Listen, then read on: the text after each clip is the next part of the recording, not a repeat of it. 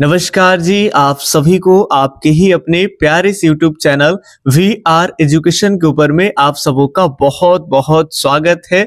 और यदि आपका सब्जेक्ट हिंदी है, चाहे आप आर्ट्स से हैं, चाहे कॉमर्स से हैं या फिर आप साइंस से हैं, तीनों स्ट्रीम के बच्चों के लिए हिंदी का जो पेपर होता है वो क्लास 12th में एक ही होता है। तो हम आपके लिए लेकर के आए हैं 2-3 चैप्टर का एकदम इंपॉर्टेंट वाला ऐसा 10 प्रश्न जो कि वीवीआई प्रश्न है, बार बार बोर्ड परीक्षा में पूछा गया प्रश्न है ना। तो 2-3 चैप्टर अगर आप पढ़ लिए हैं शुरुआत के गद खंड के, तो उसमें से कुछ यूनिक जो आपका क्वेश्चन है उसको हम अभी 10 क्वेश्चन प्रैक्टिस के रूप में कराएंगे, ताकि यदि आप भूल गए हैं तो एक प्रयास हो जाए और नहीं जानते तो उसको जान लीजिए, है ना। चलिए, तो बिना समय देर किए हुए हम लोग प्रश्न के ऊपर में चलते हैं। और आज का ये रहा आपके सामने। पहले प्रश्न है, बाल कृष्ण भट्ट के पिता कौन थे? बताने हैं आपको कि बाल कृष्ण भट्ट के पिता कौन है। ये आपका फर्स्ट चैप्टर का एकदम बढ़िया वाला क्वेश्चन है, हल्का भी है और आता भी है, ठीक है। क्या बेनी प्रसाद भट्ट है, गौरी शंकर भट्ट है, शिव प्रसाद भट्ट है या फिर राम प्रसाद भट्ट है? तो आप सब जानते हैं कि बाल कृष्ण भट्ट के पिता कौन हो जाएंगे भाई, तो नो डाउट ये बेनी प्रसाद भट्ट हो जाएंगे। तो आपको क्या करना है कि कमेंट में तो सबसे पहले वीडियो रोक के अपना एक उत्तर दे ही देना है कि इसमें सही ऑप्शन कौन सा होगा, है ना। क्योंकि अगर गलत हो जाएगा तो अगर हम बताएंगे तो लंबे समय तक आपको याद होगा, और अगर आप सही दे देंगे तो और भी बढ़िया, है ना। याद रखेंगे कि बाल कृष्ण बालक बाल याद रखेंगे, बाल से आप याद रखेंगे कि बेनिया डोलावा पार्वती, बाल कृष्ण भट्ट के माता पिता दोनों याद रखना है। तो याद रखेंगे कि शंकर जी कह रहे हैं पार्वती जी को बेनिया डोलाने के लिए, तो बेनिया डोलावा पार्वती यानी बेनिया मतलब बेनी प्रसाद याद रखेंगे उनके पिताजी हैं, और पार्वती कौन भाई डुला रहे हैं? बेनिया मतलब सोचते पंखा हाँकना, लाइन कटता है ना, तो पार्वती उनकी माता हो जाएंगे। बालकृष्ण भट्ट के पिता बेनी प्रसाद भट्ट और माता कौन होंगे? तो पार्वती, ठीक है। तो दोनों याद रखेंगे। कई बार हम लोग अलग अलग जो सीरीज दिए थे पिछले साल के बच्चों के लिए, उसमें भी हम ये बताए हैं, ठीक है। चलिए, अब हम अगले आपको याद रखना है कि अगला प्रश्न है, असल बातचीत सिर्फ 2 व्यक्ति में होता है, यह किसका मत है? आप इसी में फर्स्ट चैप्टर में ही पूरे बातचीत के ऊपर में ये जो निबंध है आपका, इसमें पूरी बातें पढ़े थे कि कौन कैसे बात करता है, क्या क्या चीजें है ना, इसी पे पूरा कहानी था।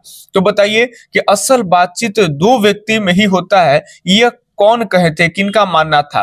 प्लेटो का, रूसो का, एडिसन का या फिर आपका मार्क्स का? फटाफट से सोचिए वीडियो रोक करके और अपना एक उत्तर कमेंट बॉक्स में मारिए दीजिए, है ना, ताकि आप बाद में सही आंसर, एकदम ईमानदारी रखिएगा। गलत होगा यहाँ होगा, लेकिन बोर्ड में गलत नहीं होना चाहिए, उससे पहले कई बार प्रैक्टिस आपको कर लेना चाहिए, ठीक है। तो अगर हम बात कर लेंगे असल बातचीत 2 व्यक्ति के बीच ही होता है, ये कथन जो है वो एडिसन साहेब का है। तो ये याद रखेंगे, सेकंड का सी उत्तर ही एकदम सही होगा। कुछ और बातें हैं जो आपको याद रखना चाहिए, यहां से भी प्रश्न बन जाएगा। असल बातचीत तो 2 व्यक्ति के बीच होता है। आप इस निबंध में पढ़े थे कि यदि 3 व्यक्ति आ जाते हैं तो वो आपके अंगूठी में नग के समान हो जाता है। ये भी आप पढ़े तो ध्यान रखिएगा कि 3 व्यक्ति जब आते हैं तो अंगूठी में नग के समान होते हैं। यदि 4 व्यक्ति आ जाता है तो वो बात जो है वो बात नहीं, वो फॉर्मेलिटी बन जाता है। क्या बन जाता है भाई? तो फॉर्मेलिटी बन जाता है, मतलब एक दिखावे के जैसे हो गया कि जैसे अगर कोई एक महिला है और ये 2 महिला, फिर कोई और महिला वगैरह आ गए। अब मान के चलिए कि ये खुद से भी अगर झुमका ली है तो जान से अगला को बोलेगी कि का हमारे हस्बैंड एगो झुमका गिफ्ट किए है। तो तरह तरह की बातें, हमारे यहाँ तो एसी लेवाया है, अभी तो ये लेवाने वाला, माने दिखावे के बहुत सारी चीजें होने लगती है, असल बातचीत रह ही नहीं जाता है। तो यहाँ से प्रश्न बनते हैं, तो इसलिए ध्यान रखेंगे 3 व्यक्ति अगर आएंगे तो 3 व्यक्ति में अंगूठी के नग के समान। 4 व्यक्ति का अगर समावेश हो जाएगा तो वो बात की धारा बदल जाती है, एकदम वो फॉर्मेलिटी बन जाता है। और अगर 4 से प्लस अगर व्यक्ति आ जाए, ठीक है, ऐसे पूछा जाएगा कि 4 से अगर अधिक व्यक्ति हो जाए तो क्या होगा? तो वो बात नहीं रह जाती है, वो राम रमौल वाली बात हो जाती है। आप पढ़े थे, हमको केवल आपको याद करा देना है। तो ये तीनों बातें याद रखेंगे कि असल बातचीत जो है बढ़िया वाला बात कितने व्यक्ति के बीच होता है? तो 2 व्यक्ति के बीच ही केवल होता है। और ये कथन किनका है? तो एडिसन का है, ठीक है। और 2 से अगर 3 व्यक्ति आ जाते हैं तो अंगूठी में नग के समान, 4 व्यक्ति व्यक्ति आते हैं भाई तो वो बात की धारा बदल के वो फॉर्मेलिटी बन जाता है, केवल दिखावे की जैसी हो जाती है। और अगर 4 से और अधिक व्यक्ति अगर आ जाते हैं तो वो बात नहीं, फिर तो राम रमोवल चलता है, घंटों एकदम मौज में भूखे प्यासे कट जाते हैं, लेकिन सबको मजा आता है। किसी किसी का 4-5 जो भी वहां अवेलेबल है उसके अलावे अदर व्यक्ति की चर्चा चलेगी और सब लोग एकदम माजा लेंगे, है ना। चलिए, तो अगला आपके सामने प्रश्न है, नए साल है तो नए उमंग के साथ जो है हम लोग तैयारी करेंगे हर साल। गुलेरी जी का सर्वाधिक प्रसिद्ध कहानी कौन है? सेकंड चैप्टर जो है वो उसने कहा था, आप सब पढ़े थे, और उसी में ये गुलेरी जी आते हैं, आप सब जानते हैं। बताइए कि गुलेरी जी के सर्वाधिक प्रसिद्ध कहानी कौन सा है? सुखमय जीवन, बुद्धू का कांटा, उसने कहा था, या फिर इनमें से कोई नहीं। हालांकि गुलेरी जी बहुत सारी कहानियां तो लिखे नहीं, 3 कहानियां ही लिख करके अब फेमस हो गए, अमर हो गए एकदम। सुखमय जीवन, बुद्धू का कांटा, उसने कहा था। ये तीनों कहानियां गुलेरी जी के ही है, लेकिन इसमें सबसे ज्यादा जो पॉपुलर हो गया भाई वो हो गया उसने कहा था। तो ये सबसे प्रसिद्ध कहानी है, ठीक है। चलिए, अगर आप लोगों को सीरीज पसंद आ रहा होगा तो सबसे बड़ी बात है कि गुरुदक्षिणा के रूप में आप हमें एक लाइक कर दीजिए, ठीक है। लाइक का ना तो आपका पैसा खर्च होता है और ना ही कोई हमें पैसा आप लाइक करते हैं तो मिलता है। एक मोटिवेशन कि भाई इतने व्यूज गए हैं तो इतने बच्चे ने हमें लाइक किए, तो एक अच्छा लगता है। और आपके लिए कंटिन्यू ये सीरीज जारी रखेंगे और बहुत सारे आपको सीरीज, तो हिंदी का भी आपको बहुत सारे सीरीज हम देंगे, ठीक है। उसके लिए केवल और केवल लाइक दे दीजिए, थम्स अप दबा दीजिए। चलिए, अगर किसी को पसंद नहीं आ रहा है तो आप हमें डिसलाइक भी कर सकते हैं, उसमें भी हमको कोई दिक्कत नहीं है। बाकी प्रश्न देखेंगे। चंद्रधर शर्मा गुलेरी जी का जन्म कब हुआ? ये बताने आपको कि चंद्रधर शर्मा गुलेरी जी का जन्म कब हुआ। 7 जुलाई 1883 को, 10 मार्च 1880 को, 11 जनवरी 1805 को, या फिर 15 फरवरी 1875। हाँ भाई, फरवरी का मतलब फरवरी ही समझिए, ठीक है। चलिए, अगली बात अगर हम सही जवाब की करते हैं तब तक वीडियो रोक के आपका आंसर कमेंट बॉक्स में भर जाने चाहिए, और वीडियो के बाद हम आप सबों का एक एक बच्चों का उत्तर अवश्य देंगे, आपके कमेंट्स को लाइक भी करेंगे, ठीक है। ये मेरा दावा रहा। चलिए, तो चंद्रधर शर्मा गुलेरी जी का जन्म जो है वो आपका 7 जुलाई 1883 ईस्वी में हुआ था। आप 10वां में पढ़े थे। 1885 में कांग्रेस पार्टी की स्थापना हुई थी, और बस उससे 2 साल पहले जो है वो 7 जुलाई 1883 को चंद्रधर शर्मा गुलेरी जी का जन्म हुआ। बहुत ज्यादा दिन टीके नहीं, शायद 1915 के आसपास में इनका देहांत हो जाता है, ठीक है। उससे देहांत से ही कुछ समय पहले जो है वो लिखे थे, उसने कहा था, और उसी कहानी के माध्यम से चंद्रधर शर्मा गुलेरी जो है वो अमर हो गए, है ना। चलिए, बालकृष्ण भट्ट प्रारंभ में किस विषय का अध्ययन किए थे? आपको बताने हैं कि बालकृष्ण भट्ट जो है वो शुरुआती में कौन से विषय का अध्ययन किए थे? विज्ञान का, संस्कृत का, हिंदी का, उर्दू का। फटाफट से बताएंगे कि कौन सा उत्तर जो है वो एकदम सही होगा। तो बालकृष्ण भट्ट की बात कर लेंगे तो सबसे पहले जो है ये संस्कृत भाषा, संस्कृत विषय का अध्ययन किए थे, है ना। कहानी भले ही हिंदी में आप इनको जानते हैं, लेकिन शुरुआती प्रारंभिक जो शिक्षा इनकी हुई थी वो संस्कृत में हुई थी, ठीक है। चलिए, तो 5 का बी ऑप्शन एकदम सही है। अब हम अगले बढ़े 6 नंबर प्रश्न के पास में, ठीक है। तो ये 6 नंबर प्रश्न है भाई, किसने कहा था ये आपको बताना है। बिना फेरे घोड़ा बिगड़ता है और बिना लड़े सिपाही, ऐसा कौन कहता है? बताएंगे कि कौन कहते हैं कि बिना फेरे घोड़ा बिगड़ता है और बिना लड़े सिपाही को अगर नहीं लड़ाओगे तो सिपाही भी समझो बिगड़ ही जाएगा। फिरंगी मैम का कथन है, होशियार सिंह, लहना सिंह, या फिर आपका जुगार सिंह। फटाफट से बताएंगे। काफी मजेदार एकदम लव स्टोरी वाला ये कहानी था, आप लोग पढ़े थे, है ना। और ये कथन कोई और नहीं, ये कथन एकदम जोश और जुनून के साथ एकदम आदमी है जिसका नाम है भाई लहना सिंह, है ना। तो ये जब वो लड़ाई के लिए जाते हैं तो वहां वो कहते हैं बिना फेरे घोड़ा बिगड़ता है और बिना लड़े सिपाही। तो 6 का सी ऑप्शन एकदम राइट हो जाएगा। ये सारी की सारी आप लोग कहानी पढ़े थे, कितने मजे आए होंगे एकदम आराम से पढ़ते पढ़ते, है ना। यहाँ केवल रिवीजन करा देना है। बताइएगा, गुलेरी जी ने प्रमुख रूप से कितनी कहानियां लिखे? एकदम इजी सा सवाल है। बताइए, गुलेरी जी कितनी कहानियां लिखे? 4, 5, 3 या फिर 9? फटाफट से बताएंगे। गुलेरी जी के बारे में बहुत सारी चीजें पढ़े कि इनके पिताजी राजस्थान में ज्योतिष के पद पे थे, वहां ही पढ़ते थे। फिर बहुत सारे वहां के जो अलग अलग जो राजवाड़े थे, उनके जो बच्चे थे वो लोग पढ़े लिखे नहीं थे, तो उनके गार्जियन अभिभावक के तौर पे जो है, ये पेरेंट्स के तौर पे वो छात्रावास वगैरह में ये जाते थे। बहुत तरह की कहानियां थे, काफी अच्छे अच्छे, है ना। अब वो सारी चीजें पढ़े हैं, सबको एक जगह याद दिलाना ये 10-12 मिनट का सीरीज में पॉसिबल नहीं है, लेकिन प्रश्न के माध्यम से बहुत सारी चीजें आपको बताते चले। बताइए गुलेरी जी किस भाषा के जानकार थे? कौन से भाषा के जानकार गुलेरी जी थे?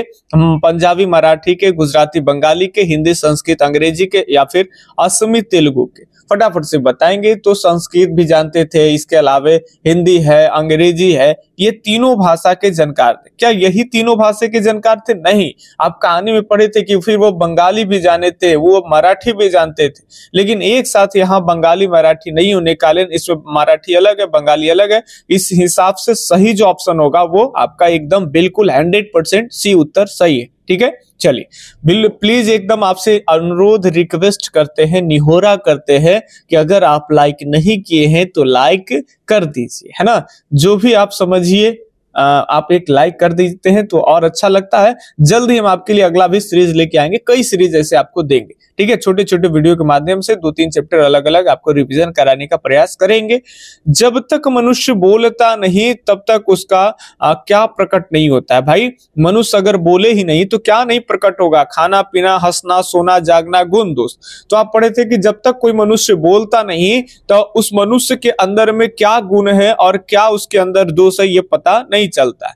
आप अगर कहीं भी जाते हैं, आपके बारे में कोई आपके एटीट्यूड से कुछ भी अगर कॉमन सेंस लगा के आपके बारे में कुछ धारणा बना रखा है, छवि बना रखा है, लेकिन जब तक आप कंफर्म बोलेंगे नहीं ना तब तक वो पता नहीं चलेगा। हाँ, घंटों बात करेंगे, बोलेंगे तो आदमी अंदाजा लगा देगा कि इसके व्यक्तिगत अच्छे गुण क्या है और इसके खराब क्या है।